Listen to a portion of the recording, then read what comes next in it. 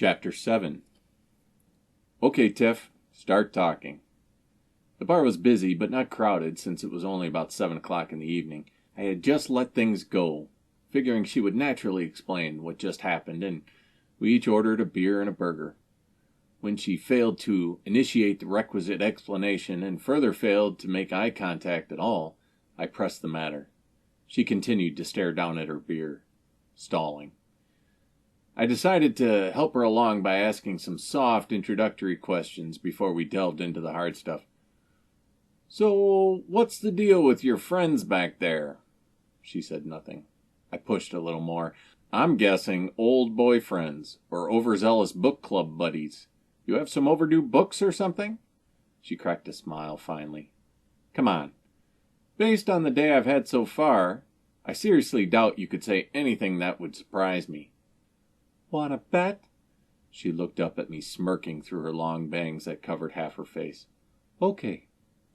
I work for a recruiter. Those guys are there to make sure our employer's interests are protected. So, Horatio and Chacho are your bodyguards? No, not exactly. And who the heck is Chacho? Do you mean Pietro? It dawned on me that I'd just made up that name based on his general appearance and maybe a B-movie I saw once.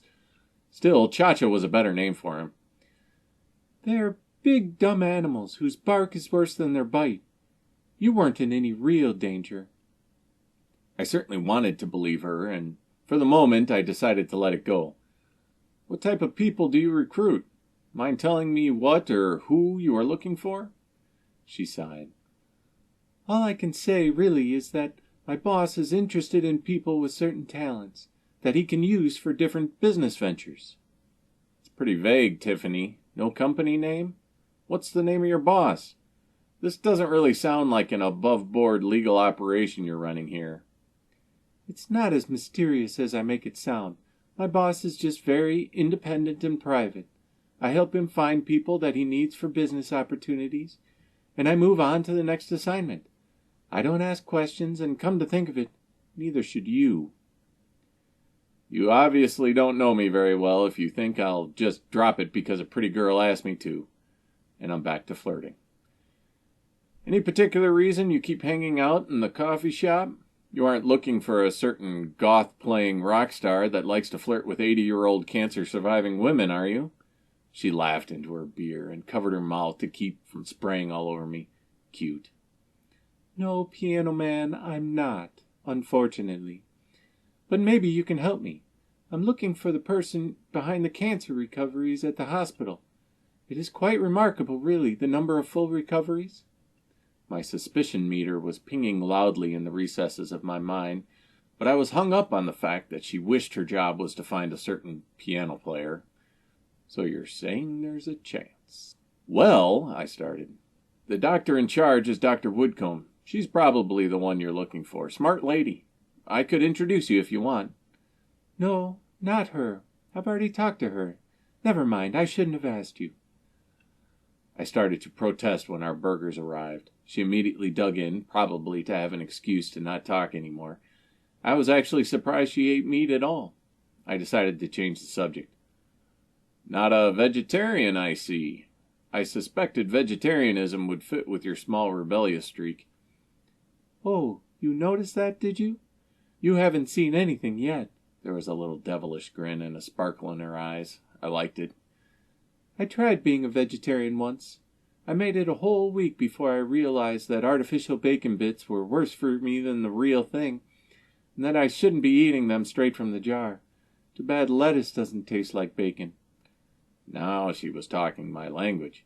We both talked between bites about unimportant small things like tasty animals and grilling secrets for making the best burgers.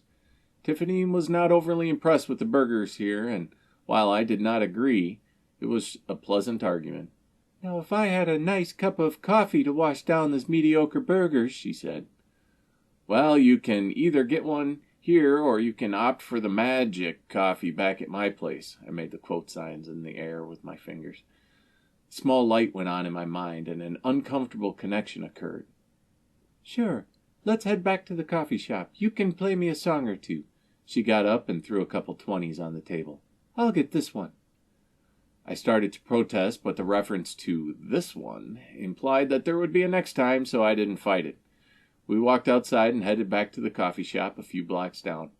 She was saying something, but my mind was occupied. In front of the coffee shop, I stopped, and Tiffany took a few steps past me and looked back at me curiously. What is it, Finn? Magic coffee. Why did they call it magic coffee? What? Who? Your two goons. They called Mama Joe's coffee magic coffee. I made the quote signs in the air again. The only one to call it that was Mrs. Giovanni. Why were you telling your slasher friends about Mrs. Giovanni?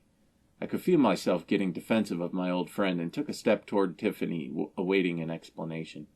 I told you, Finn, she replied quickly, noticing that I was not in a joking mood all of a sudden. I'm supposed to find the person responsible for the miraculous healings at the hospital.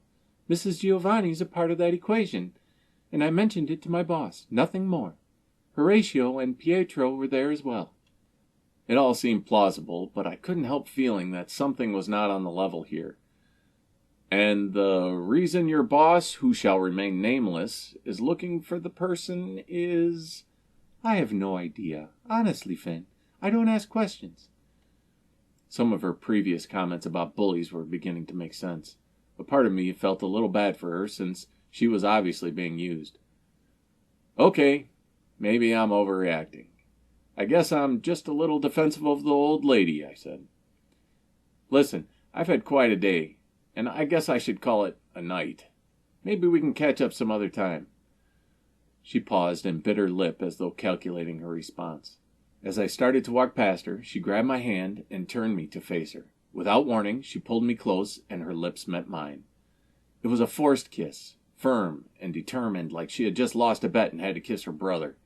The kiss lasted 2 or 3 seconds, which is shorter than my average, but seemed longer in this case. She looked up at me and said, So what if I'm not ready for the night to be over? Her sultry look was indeed convincing, and I was suddenly back on the path that I was trying to get on since I met her, but for some reason, my automatic pilot was malfunctioning. Maybe it was all the red flags that were flying around in my subconscious, or maybe the voice in the back of my head stopped screaming at me and decided to just start swinging a frying pan to get my attention. Whatever the case, I simply replied, Not tonight, Tiffany. I need to sort some things out. Feel free to swing by tomorrow. A look of half shock and half disgust stared back at me. I imagine she doesn't get too many rejections wearing those fishnet stockings. I walked quickly past her and into the coffee shop. As I reached the staircase, I looked back and saw her through the window sliding her phone back in her pocket.